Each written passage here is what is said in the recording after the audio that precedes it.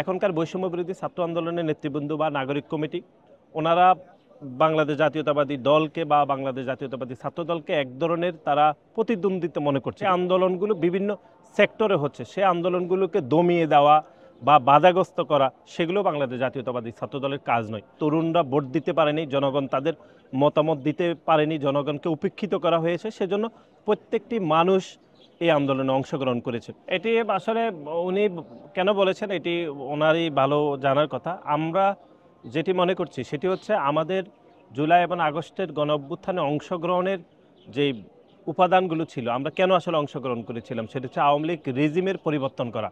যে আওয়ামী লীগ যে 15.5 বছর ধরে দুঃশাসন অপশাসন তৈরি করেছে, সেই ব্যবস্থাকে বিলুপ্ত করার জন্য আমরা পয়েন্ট অফ এগ্রিমেন্টে করে আমরা আন্দোলন করেছিলাম।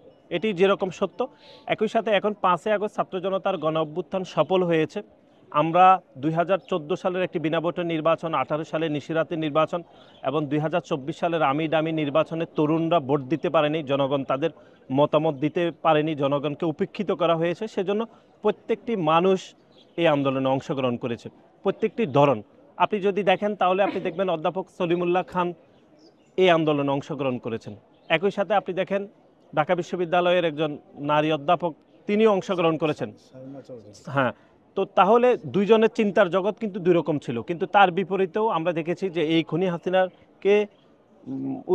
হাসিনাকে এই সরকারকে বা যে অবৈধভাবে যে রয়েছে তাকে সরানোর জন্য সবাই ঐক্যবদ্ধভাবে অংশগ্রহণ করেছে।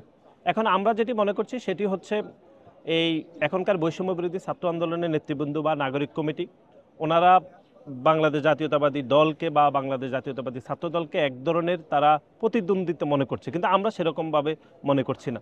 সেই জায়গা থেকে তাদেরা হয়তো শিবিরকে বেশি স্পেস দিচ্ছে বা উদ্দেশ্য প্রণোদিতভাবে তাদেরকে বেশি ক্রেডিট দিচ্ছে। আমরা মনে করছি এগুলো সাধারণ শিক্ষার্থীরা বা বাংলাদেশের সাধারণ জনগণ খুব বেশি গুরুত্ব দিচ্ছে না। বাংলাদেশের মানুষ দেখেছে যে এই আন্দোলনে বাংলাদেশ জাতীয়তাবাদী দল, বাংলাদেশ জাতীয়তাবাদী ছাত্রদল যে অপরিসীম ভূমিকা পালন করেছে, যে অপূরণীয় ক্ষতি হয়েছে এদেশের মানুষ জেনেছে।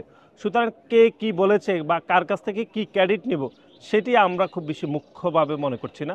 আমরা মনে করছি সবচেয়ে ক্ষতিগ্রস্ত ছাত্র সংগঠন হিসাবে বাংলাদেশ জাতীয়তাবাদী ছাত্রদল মনে করে যে প্ল্যাটফর্মকে রেখে আমরা পয়েন্ট অফ এগ্রিমেন্ট করে এই জুলাই আগস্টে আমরা গণ অভ্যুত্থানে অংশগ্রহণ করেছি, সেটিও প্রাথমিকভাবে সফল হয়েছে।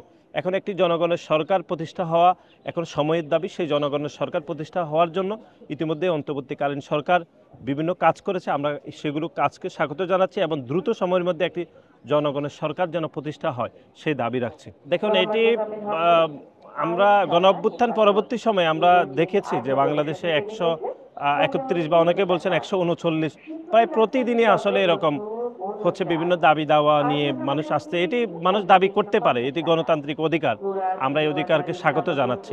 কিন্তু একই সাথে আমরা দেখছি এই অন্তর্বর্তীকালীন সরকারকে এক ধরনের বিপদে ফেলার জন্য বা ষড়যন্ত্রের অংশ হিসাবে পরাজিত ফ্যাসিস্ট শক্তিরা বিভিন্ন সময় আন্দোলনে ইন্ধন জুগিয়েছে, এরকম অনেকে গ্রেপ্তারও হয়েছে। এখন আপনি যেটি বললেন সেটি হচ্ছে, দেখুন এই অন্তর্বর্তীকালীন সরকার একটি নির্দিষ্ট ম্যান্ডেটে চলছে এবং এই বৈষম্য বিরোধী ছাত্র আন্দোলনের নেতৃবৃন্দ এবং হচ্ছে নাগরিক কমিটি, ওনারা এই অন্তর্বর্তীকালীন সরকারের স্টেক হোল্ডার, এটি সব মানুষ মনে করছে। আর এই অন্তর্বর্তীকালীন সরকার তাদের পরামর্শে আসলে রাষ্ট্র পরিচালনা করছে। কোটি মানুষের আস্থার ভালোবাসায় 11 বারের মতো দেশের 1 নম্বর রেফ্রিজারেটর ব্র্যান্ড ওয়ালটন। সুতরাং বাংলাদেশ জাতীয়তাবাদী ছাত্র দলের যে দায়িত্ব সেটি হচ্ছে সাধারণ শিক্ষার্থীদের অধিকারের জন্য কাজ করা, এই দেশের স্বাধীনতা সার্বভৌমত্ব রক্ষা করা, দেশের মালিকানা মানুষের হাতে ফিরে দেওয়ার যে আন্দোলন, আমরা সেগুলোর মধ্যেই রয়েছি। আমরা মনে করছি এগুলো আসলে আমাদের কাজের এলিমেন্ট।